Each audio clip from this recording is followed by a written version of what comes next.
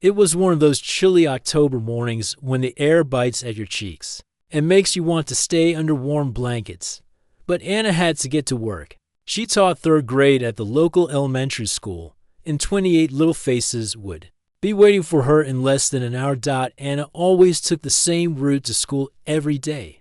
Down Maple Street, past the old bakery that filled the morning air with the smell of fresh bread, then through the quiet neighborhood where most people were still getting ready for their day. She liked this peaceful walk. It gave her time to think about her lessons and prepare for another day of teaching curious young minds. But today would be different. Today would change everything. As Anna walked past the construction site where they were building new apartments, she heard something that made her stop in her tracks. It was a soft whimpering sound, barely audible over the morning traffic.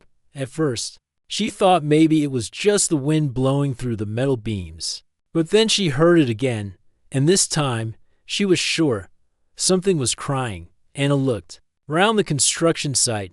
The workers wouldn't arrive for another hour, and the place looked empty and cold. Piles of bricks, scattered tools, and muddy puddles from yesterday's rain made the area look unwelcoming.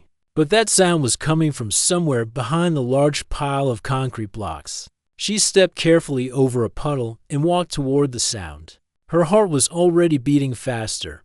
What if it was a child who had gotten lost? What if someone was hurt? As she got closer, the whimpering became clear. It wasn't a person at all.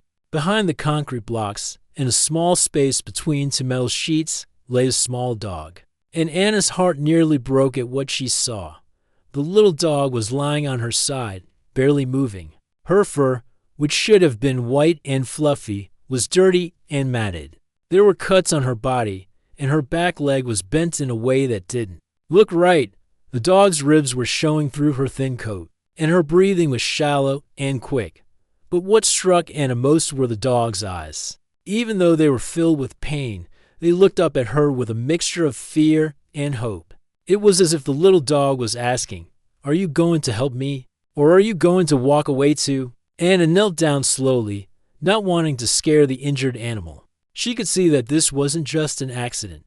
Someone had left this dog here on purpose. Maybe they thought she was too hurt to save. Maybe they didn't want to deal with veterinary bills, or maybe they just didn't care. "Hey there, little one," Anna whispered softly. "I'm not going to hurt you." The dog's ears twitched slightly at the sound of her voice. She tried to lift her head, but seemed too weak to do much more than that. Anna could see that the dog was probably only a few months old, still practically a puppy. How could anyone abandon such a helpless creature? Anna looked at her watch. She should have been at school 15 minutes ago. Her students would be wondering where she was. The principal would want to know why she was late. But looking at this little dog, shivering and alone, Anna knew she couldn't just walk away. She pulled out her phone and called the school. "This is Anna. I'm going to be late this morning. There's an emergency I need to handle." She didn't go into details. How could she explain that she found a dying dog and couldn't leave her? After hanging up, Anna took off her warm jacket. The morning air immediately made her shiver, but she didn't care. Very gently, she moved closer to the dog. "It's okay, sweetie. I'm going to help you." The dog watched her with those tired eyes as Anna carefully placed her hands near her. She was afraid the dog might bite out of fear, but instead, the little animal seemed to understand that help had finally arrived. When Anna gently lifted her and wrapped her in the jacket, the dog didn't struggle. She was too weak and too grateful to fight, and it could feel how light the dog was. She should have weighed much more for her size, but weeks of not eating properly had made her thin and fragile. As Anna held her close, she could feel the dog's heart beating rapidly against her chest. "You're going to be okay," Anna whispered, as she walked quickly toward her car. "I promise you're going to be okay." The dog seemed to relax slightly in Anna's arms. Maybe it was the warmth of the jacket, or maybe it was the gentle way Anna held her. But for the first time in who knows how long, the little dog felt safe. As Anna carefully placed her in the passenger seat, she realized that this random Tuesday morning had just become the most important day in both of their lives. She had found someone who needed her, and somehow, she had a feeling that this little dog was going to change her life too. The drive to the veterinary clinic seemed to take forever, but Anna kept talking to her new friend, letting her know that she wasn't alone anymore. The dog's eyes never left Anna's face, as if she was afraid that if she looked away, this kind human might disappear. But Anna wasn't going anywhere. She had made a promise to a dying dog, and she intended to keep it. The car ride to the veterinary clinic felt like the longest 20 minutes of Anna's life. She kept glancing over at the small bundle in her passenger seat, wrapped carefully in her jacket. The little dog's breathing was so quiet that Anna found herself holding her breath, waiting to see the gentle rise and fall of the tiny chest. "Stay with me, little one," Anna whispered, reaching over to gently touch the soft fur on the dog's head. "We're almost there." The dog's eyes opened at her touch, looking up at Anna with a mixture of trust and exhaustion. It was amazing how quickly this little creature had decided to trust her, especially after what she had been through. Anna's heart ached thinking about how long the dog might have been lying there, waiting for someone to care. When Anna finally pulled into the parking lot of Riverside Animal Clinic, she felt a wave of relief. Dr. Peterson had been taking care of pets in their small town for over 20 years. If anyone could help this little dog, it would be him. Anna carefully lifted the dog from the car, making sure the jacket stayed wrapped around her small body. The dog barely weighed anything, and Anna could feel every bone in her tiny frame. As she pushed through the clinic doors, the familiar smell of antiseptic and pet shampoo filled her nose. The receptionist, Mrs. Chen, looked up from her computer with a smile. That quickly turned to concern when she saw what Anna was carrying. "Oh, my goodness, what happened?" Mrs. Chen asked, immediately getting up from her desk. "I found her abandoned at the construction site on Maple Street," Anna explained, her voice shaking slightly. "She's hurt badly. Can Dr. Peterson see her right away?" Mrs. Chen didn't hesitate. "Of course, let me get him immediately." Within minutes, Dr. Peterson emerged from one of the examination rooms. He was a tall, gentle man with kind eyes and silver hair. Anna had brought her own dog to him years ago, and she trusted him completely. "Let's take a look at what we have." "Here," Dr. Peterson said softly, leading Anna into an examination room. The room was warm and bright, with a large metal table in the center and cabinets full of medical supplies lining the walls. Anna gently placed the dog on the examination table, still wrapped in the jacket. For the first time since finding her, she got a really good look at the extent of the damage. The dog's fur was matted with dirt and dried blood. Her back leg was clearly broken, hanging at an odd angle. There were several cuts on her body, and her hip bones were visible through her thin coat.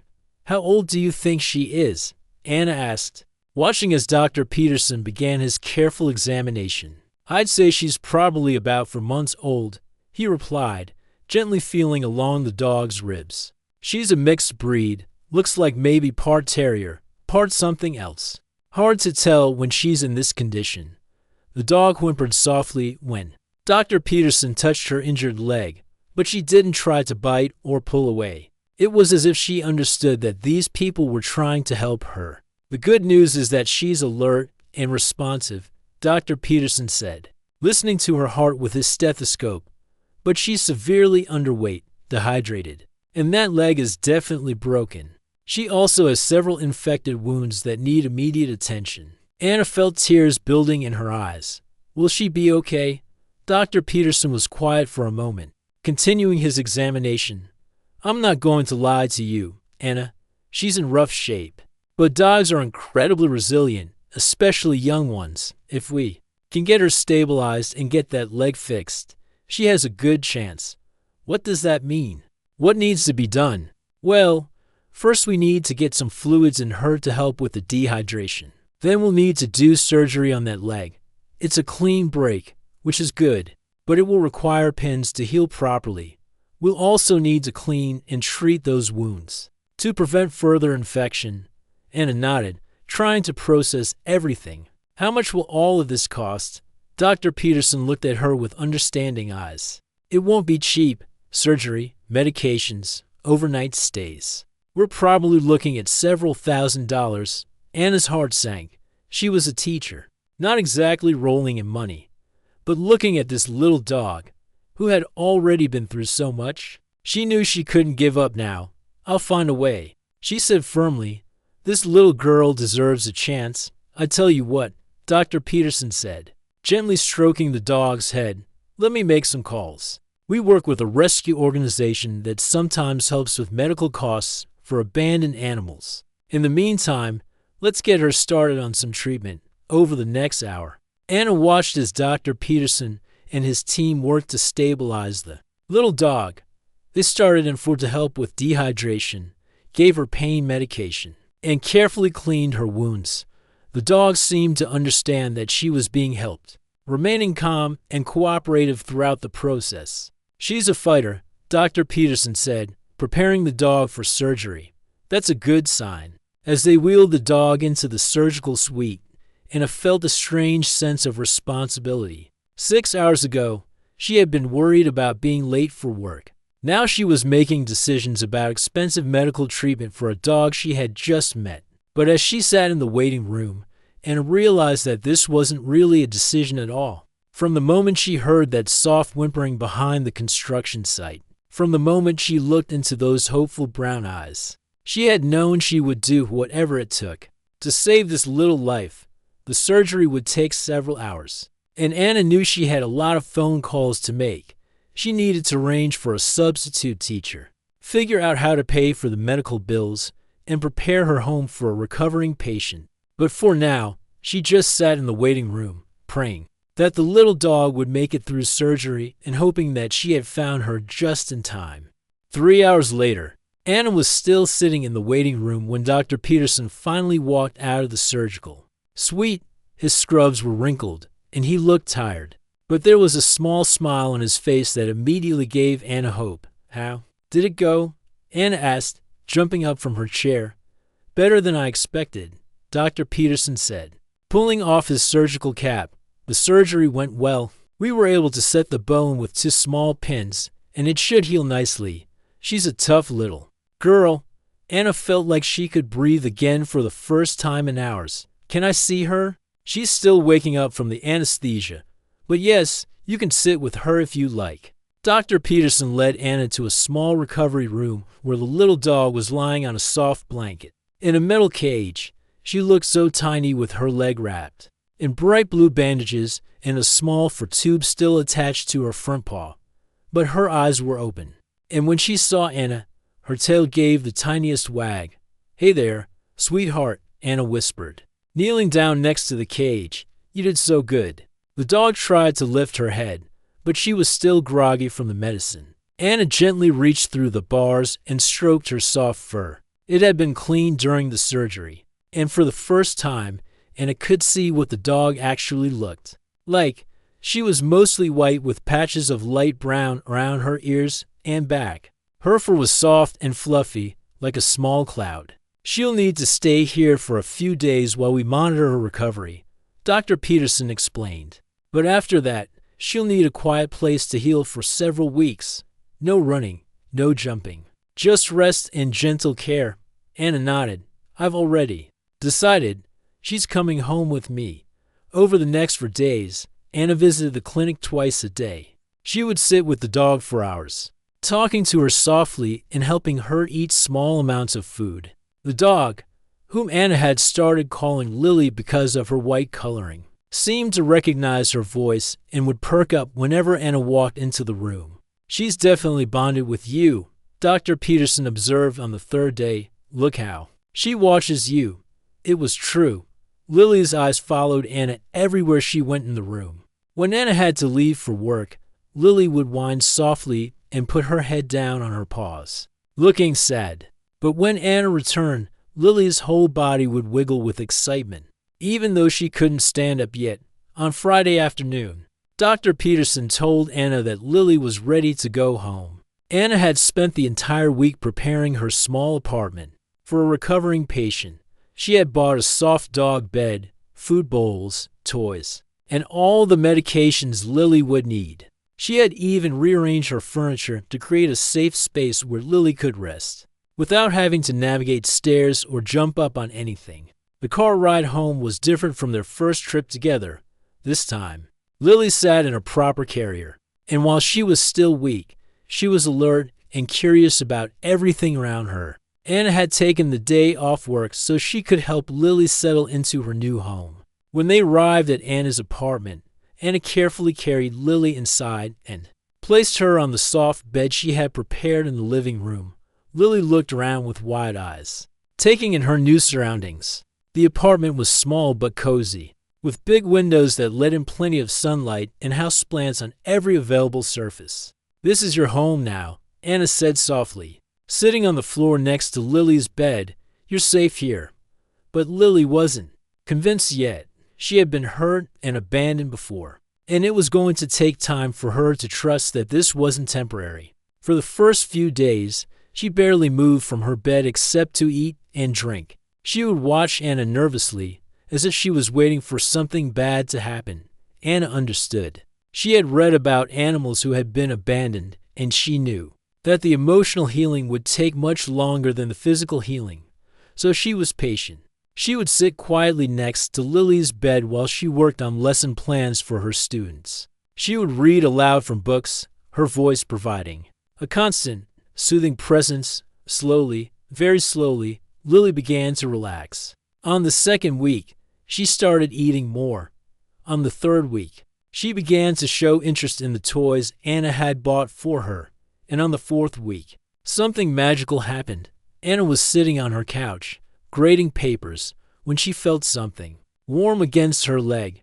She looked down to see Lily, who had somehow managed to hobble over from her bed and was now leaning against Anna's leg, looking up at her with those beautiful brown eyes. "Did you walk all the way over here by yourself?" Anna asked, trying not to make a big deal out of it even though her heart was racing with excitement. Lily's tail wagged, and for the first time since Anna had found her, she heard a small, happy sound come from the little dog.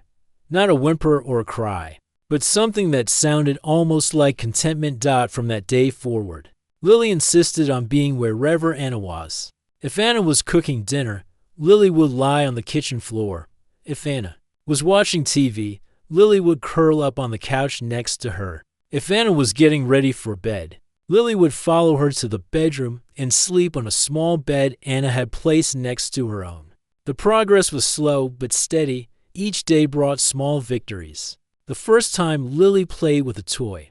The first time she barked at a squirrel outside the window. The first time she fell asleep completely relaxed, not worried about what might happen next. Anna realized that while she had been focused on healing Lily's body, Lily had been quietly healing something in Anna's heart too. Her small apartment felt more like a home now, filled with the gentle sounds of another living being. And every morning when she woke up to find Lily's trusting face looking at her, Anna felt a sense of purpose she had never experienced before. The little dog who had been left to die was learning to live again, one day at a time. Commander Harrison wasted no time. The very next morning, he called Elena into his office and closed the door behind her. His face was serious as he activated the room's security systems. "What we discovered yesterday stays between us for now," he said firmly. "I'm launching a full investigation, but it has to be done quietly. We can't let anyone else know about this until we understand what we're dealing with." Elena nodded, though she felt uneasy about keeping such important information secret. "What do you want me to do?" "Keep studying the children, but be careful. Don't let Zara know what you found. I need you to document everything about Kai and Luna, their abilities, their behavior, anything unusual." Over the next few weeks, Elena spent more time with the children. She told Zara she was doing routine health checks, which wasn't entirely untrue. But what she discovered amazed her more each day. Kai and Luna were extraordinary. They could hold their breath underwater for over 20 minutes without any trouble. When they played outside in the thin atmosphere of the moon, they seemed perfectly comfortable while human children would have needed breathing equipment. Elena watched Luna solve complex puzzles that would challenge most adults. The girl's mind worked incredibly fast. making connections that seemed impossible for an 8-year-old. Kai showed similar intelligence, but his talents seemed more physical. He could jump twice as high as any human child and had reflexes that were almost supernatural. The most remarkable thing was their healing ability. Elena had seen Kai's scraped knee heal completely in minutes, but she discovered it went much further than that. When Luna accidentally cut her finger on a piece of metal, the wound closed itself within seconds. There wasn't even a scar left behind. Elena carefully documented everything in her private research files. The children weren't just half human. They seemed to have the best qualities of both species. They had human creativity and emotions, but enhanced physical abilities that came from their mother's side. Meanwhile, Commander Harrison was conducting his own investigation. He had contacts in Earth's government who could access classified files. What he learned made him even more concerned about the situation. "Elena, we need to talk," he said one evening, calling her to his office again. "I've been looking into Dr. Chen's disappearance, and I found something disturbing." He showed her a tablet with several files open. The Prometheus mission wasn't the only one to lose crew members. Over the past 10 years, at least 6 deep space missions have reported people going missing. In each case, the crew claimed the missing person died in an accident, but no bodies were ever found. Elena studied the files. The missing crew members were all scientists, biologists, geneticists, and researchers who specialized in studying life in extreme environments. Do you think they're all connected somehow? I don't know, but I'm starting to think Dr. Chen might not be the only human who ended up wherever Zara comes from, Harrison replied. And if that's true, then we're dealing with something much bigger than one family. Elena felt a chill run down her spine. What if these people didn't die in accidents? What if they were taken somewhere? Harrison nodded grimly. That's exactly what I'm afraid of. But taken where, and by whom? The investigation took a new turn when Harrison received a message from Earth's intelligence services. They had been monitoring communications from the research station and noticed the increased security measures. Someone wanted to know what was happening. We're running out of time, Harrison told Elena. If Earth's government finds out about the children, they'll want to study them. They might even take them away from Zara for research purposes. Elena's heart sank.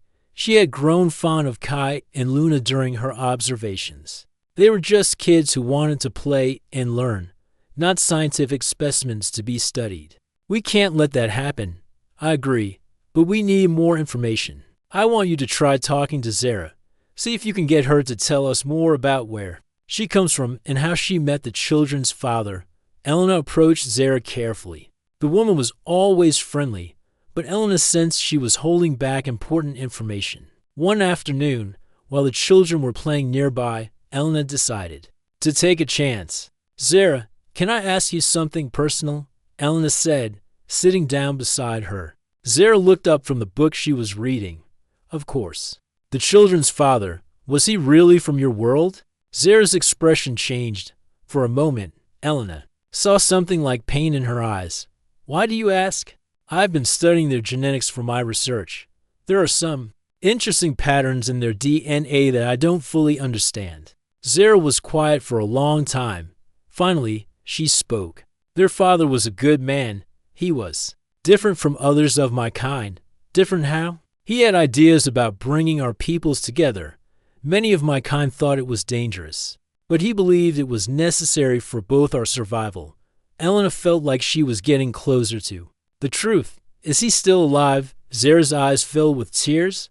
I don't know. We were separated when I had to leave our world. I came here hoping to find him, but she trailed off. Zara, I think he might have come from Earth originally. The woman's reaction was immediate. Her face went pale, and she stood up quickly. How do you know that? Elena realized she had revealed too much. I'm sorry. I didn't mean to upset you. I just want to understand so I can help protect you and the children. Zara looked around nervously, as if someone might be listening. There are things about our situation that are more complicated than you know. If certain people find out the truth about my children, it could be dangerous for all of us. What kind of danger? My people have been watching Earth for a long time. Some of them don't trust humans. If they knew about Kai and Luna, they might try to take them away from me. Elena felt a growing sense of urgency. Are you saying there are more of your people out there? Before Zara could answer, Kai came running over to them. Mom, look what I found. He held up a strange, glowing crystal that pulsed with soft light. Zara gasped and quickly took the crystal from him. Where did you find this? It was buried in the dirt near the old communication tower, Kai said proudly. Elena watched as Zara examined the crystal carefully. The woman's hands were shaking slightly. Zara, what is that thing? It's a message beacon. Zara whispered, someone from my world has been here. Elena felt her heart racing. When? Recently? I don't know. These beacons can stay active for years. Zara looked directly at Elena. But if they left this here, it means they're looking for me. As Elena processed this information, she realized the investigation had just become much more complicated.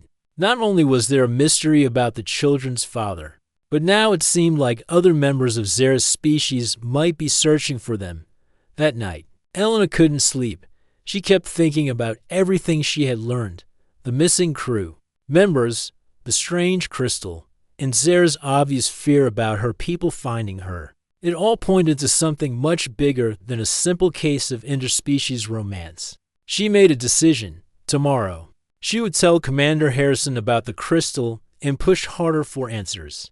The safety of Zara and her children might depend on uncovering the truth before someone else did. But Elena had no idea that their time was already running out in the depths of space. A ship was approaching their moon, a ship that had been searching for Zara for 3 long years. 8 months had passed since that cold October morning when Anna first heard Lily's soft whimpering. Behind the construction site, now, on a warm June day, Anna could hardly believe she was looking at the same dog. Lily's once matted fur now shone like fresh snow in the sunlight. Her injured leg was completely healed, and she ran with the joy of a dog who had never known pain. But the biggest change was in her eyes. Where once there had been fear and uncertainty, now there was confidence, curiosity, and most importantly, love. Anna was sitting on her couch, grading the last batch of papers from the school year, when Lily trotted over with her favorite toy in her mouth. It was a small stuffed elephant that Anna had bought her months ago, and Lily had finally worked up the courage to play with it regularly. Do you want to play, girl? Anna asked, setting down her pen. Lily dropped the toy at Anna's feet and backed up, her tail wagging so hard her whole body swayed. This was their signal for tug-of-war, a game Lily had learned to love once she realized that Anna would never hurt her, even during play. As they played, Anna thought about how much their life had changed. What had started as a rescue mission had become something much deeper. Lily hadn't just found a home, she had found her purpose. And Anna had discovered something about herself, too. The turning point had come 3 months ago when Anna's principal, Mr. Davis, had approached her with an unusual request. The school district was starting a new program where specially trained dogs would visit classrooms to help children with reading and emotional support. I immediately thought of you and Lily. Mr. Davis had said, I've seen how calm and gentle she is when she visits the school with you. Do you think she'd be interested in becoming a therapy dog? Anna had been surprised. She knew Lily was special, but she had never thought about her helping other people. After talking to Dr. Williams, the animal behaviorist, they decided to try it. If anyone understood what it felt like to be scared and need comfort, it was Lily. The training had been intense but rewarding. Lily had to learn to stay calm around wheelchairs, loud noises, and groups of excited children. She had to practice sitting still while strangers petted her, and learn to respond to different commands. Most importantly, she had to show that she could provide comfort to people who were upset or afraid. Anna had been nervous during Lily's final test. A trainer pretended to be a crying child, and Lily had to show what she would do. Without any prompting, Lily had walked over to the trainer and gently placed her head on their lap, looking up with those understanding brown eyes. The trainer had smiled and given Lily a passing grade immediately. She knows exactly what people need, the trainer had said. It's like she remembers what it felt like to need comfort. Now, Lily wore a special vest that identified her as a certified therapy dog. 3 times a week, she and Anna would visit different places around town. They went to the elementary school where Anna taught, the local nursing home, and sometimes the children's hospital in the next town over. Anna's favorite visits were to the school library, where children would sit on the floor and read stories to Lily. Some of the kids struggled with reading and felt embarrassed when they made mistakes. But Lily never judged them. She would just lie there patiently, her warm presence making the children feel safe enough to try.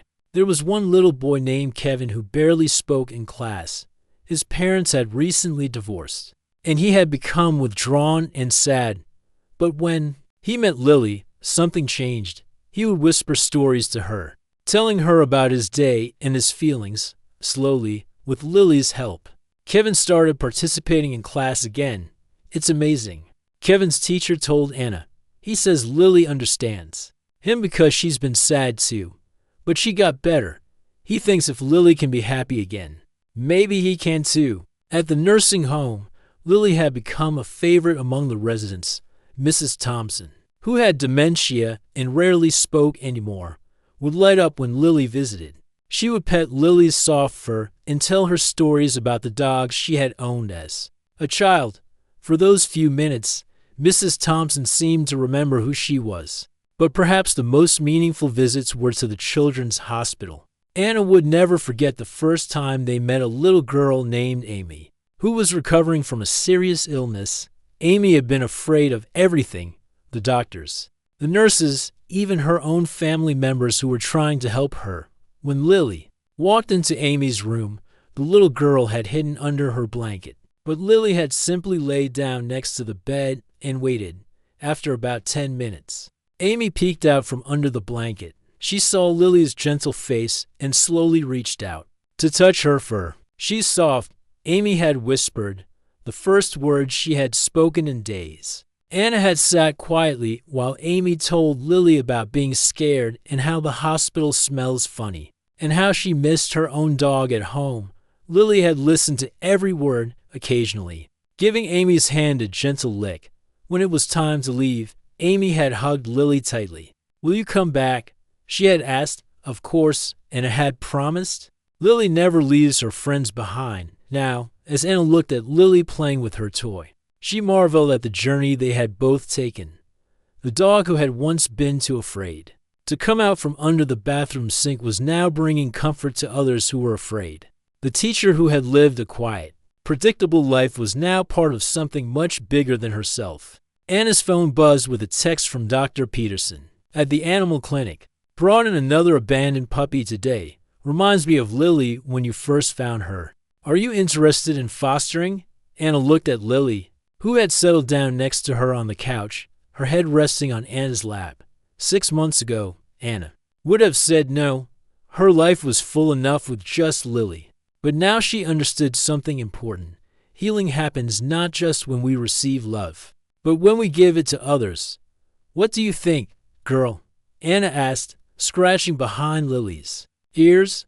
"Should we help another friend?" Lily's tail wagged, and Anna could swear she saw understanding in those wise brown eyes. The dog who had been left to die because she was wounded had not only survived, but had found her purpose in helping others heal. Tomorrow, Anna would call Dr. Peterson back and say yes, because she had learned that the most broken things often become the most beautiful, and the most wounded hearts often become the most compassionate. And sometimes, saving someone else is exactly what you need to save yourself.